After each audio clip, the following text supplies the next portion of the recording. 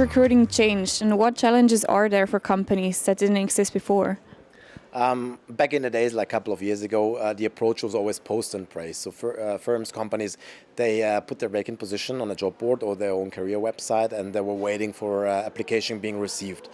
Because of the demographic changes, that does not work that easily anymore. So waiting for active job seekers, where the amount of active job seekers is low, companies have to face reality and know that they have to have a different approach, like targeting passive job seekers. That means doing the approach of active sourcing or content creation and using social media platforms to raise awareness for their offers as a company, as an employer of choice, basically.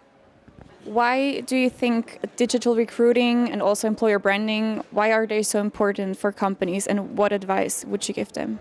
No matter which generation, basically right now uses the internet and mobile devices for basically all kind of fields. If you buy groceries, or if you do shopping, if you watch movies, it happens online most of the times. If you book your travel, it happens online. So that's why recruiting has to be digitalized. Otherwise, it won't work. And it has been anyways. Like most of the companies are using career websites, have an ATS, but they are not using basically all options right now, and that is what is changing. If recruiting does not work like it did before, you have to have a different approach. Otherwise, you're going to be left over. That's why using digital channels or social media channels in that specific field has become more and more relevant. What do you think? What mistakes could endanger companies' existence, and what steps are there that they could take to prevent that? Basically, two things right now with a very high value. It's like recruiting is different right now, so companies have to adjust.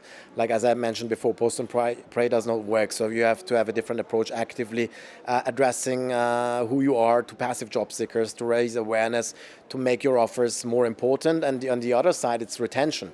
It's like if you're not able to find new people, new staff, and at the same time, if your staff leaves you, so retention is a huge game right now, or change maker, that at least keep the people you have, even if you cannot recruit new staff because of the challenges and the competition on the market. So recruiting and retention has the same value in a HR organization right now.